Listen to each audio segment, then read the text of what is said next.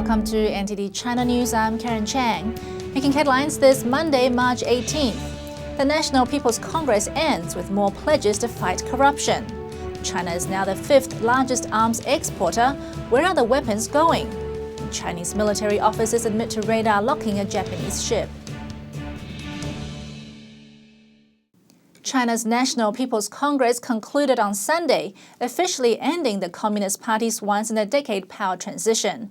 Corruption and reform are among the main issues discussed. China's new President Xi Jinping reaffirmed that the Communist Party would strengthen its control in order to address these and other problems facing the regime.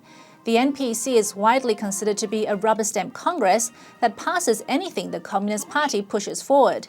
It installed Li Keqiang as a new premier on Friday and earlier gave Xi Jinping the position of chairman of the Central Military Commission. Xi already held the Communist Party equivalent position for the People's Liberation Army. Highlights from the NPC include the abolishment of the Railway Ministry, which has been plagued by corruption and inefficiency problems.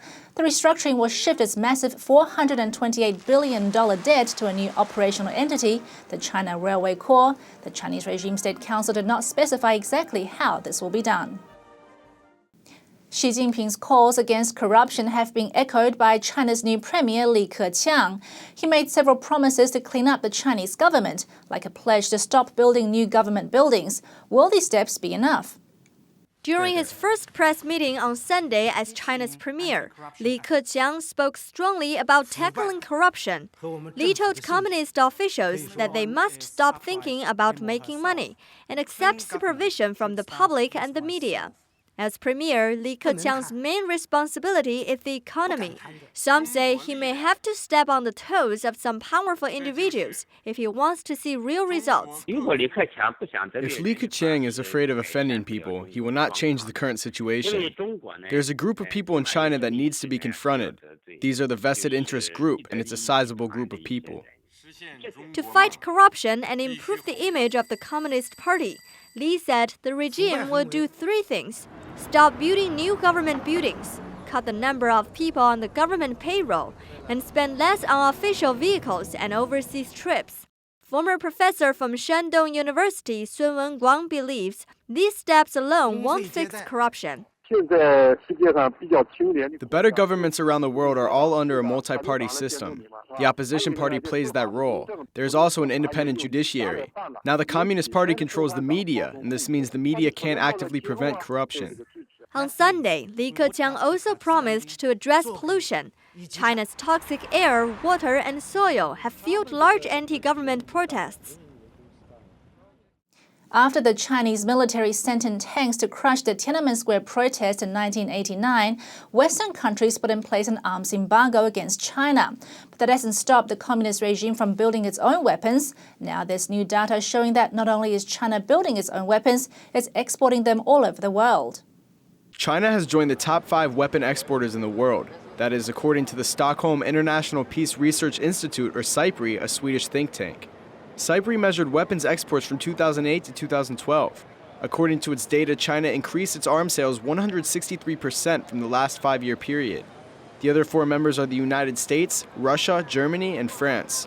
China replaced Britain over the last 5 years, making up 5% of the world's arms exports. China's number 1 client is the Pakistani government, which is fighting an insurgency and building up its nuclear arsenal. Chinese officials assert that all weapons sales comply with international regulations and do not harm stability in the regions they are sold in. China has come under scrutiny for its supply of weapons to conflict countries like Sudan, Syria, Pakistan, and Burma. Amnesty International has named China one of the worst countries for irresponsible weapons sales. It accuses China of arming countries who are engaged in armed conflicts with its people, fueling violence. Japan's Kyodo News Agency reported a confession from Chinese officials today. Anonymous senior military officers are admitting that a Chinese frigate locked its fire control radar on a Japanese vessel. The incident happened late January. Chinese naval vessels were conducting military drills near the Diaoyu or Senkaku Islands. The islands are at the center of an escalating territorial dispute between China and Japan. The Japanese military accused one of the Chinese frigates of locking their weapons system on a Japanese vessel. The Chinese regime said it was a fabrication, but according to Kyodo, the radar locking did happen. Quoting the anonymous sources, Kyodo News said a Chinese commander was acting of his own accord. However, the sources also said he was acting in line with the military's policy. In a statement to the AFP, China again denied the claims. It said Japan was trying to stir up anti-China sentiments and discredit the Chinese military.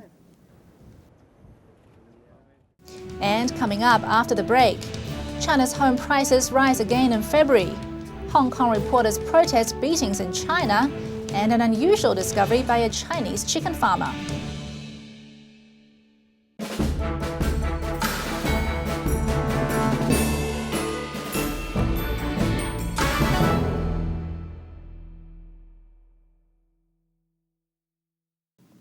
And welcome back. Chinese authorities have announced another hike in property prices in February, adding to the urgency of putting in measures to cool the market. But Chinese leaders have a fine line to walk because they also need to make sure the economy doesn't slow down anymore.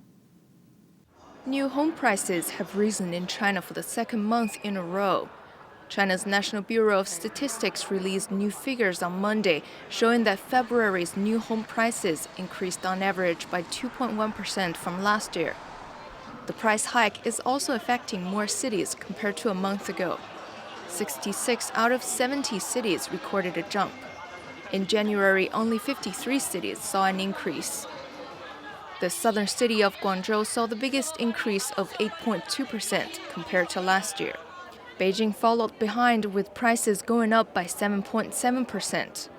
Keeping a lid on housing prices is one of the challenges facing China's brand new leadership. Regulators have already announced aggressive tax plans to reduce real estate speculation. Specifically, a massive 20% tax on second home sales is expected to be enforced.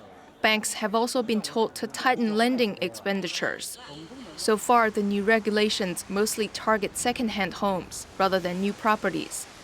Chinese authorities still have an interest in supporting new construction as they try to stop the economy from slowing down further. But Chinese leaders will have to walk a fine balance between boosting the economy and keeping property prices down. Real estate is one of the main contributors to China's economic growth. According to an estimate by the International Monetary Fund, real estate directly accounts for 12% of China's GDP. Officials in Shanghai are weighing in on the effects of thousands of dead pigs that have been discovered over the course of last week, and they've admitted that the quality of the drinking water was in fact affected. Shanghai authorities are going back on statements last week that the water in this river is safe to drink. More than 9,000 pigs have now been found floating down the Huangpu River. Initial water samples revealed trace amounts of a common pig virus, the novel coronavirus. But officials claimed, virus and thousands of dead pigs aside, the water was safe to drink. Those claims did not convince locals, and now state-run CCTV says there might be some small effect on water quality.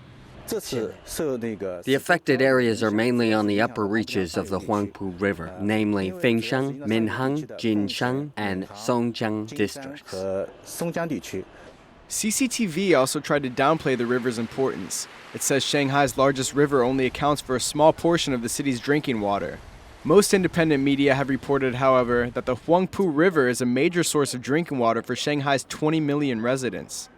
The Communist Party mouthpiece also aired interviews with Shanghai residents who appeared confident that authorities were looking out for them. I have no worries. I heard from the TV and radio that thousands of the dead pigs have been destroyed by melting and burning. As folks feel at ease, the government is concerned about us. Eating pork should be without worries. With a history of diseased pork being sold illegally to consumers, Shanghai authorities said on Sunday they found no evidence of that this time.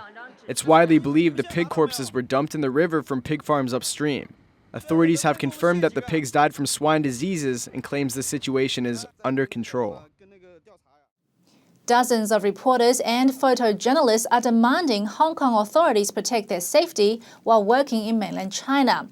2 reporters from the region were beaten while they were trying to interview the wife of a jailed democracy activist. Hong Kong-based reporters and photographers protested on Saturday the beating of 2 journalists in the mainland. They're urging Hong Kong's government and authorities in China to do more to protect the rights of reporters. The March 8th incident was caught on camera. The Hong Kong reporters were filming outside the home of Liu Xia. She's the wife of jailed Nobel Peace Prize laureate Liu Xiaobo. Beijing police claimed the reporters were blocking the way after unidentified guards violently stopped the filming. This is ridiculous. What kind of logic is that? Can they be beaten up for blocking the way? This logic is ludicrous. We hope the mainland law enforcers can treat this reporter beating seriously and bring the perpetrators to justice.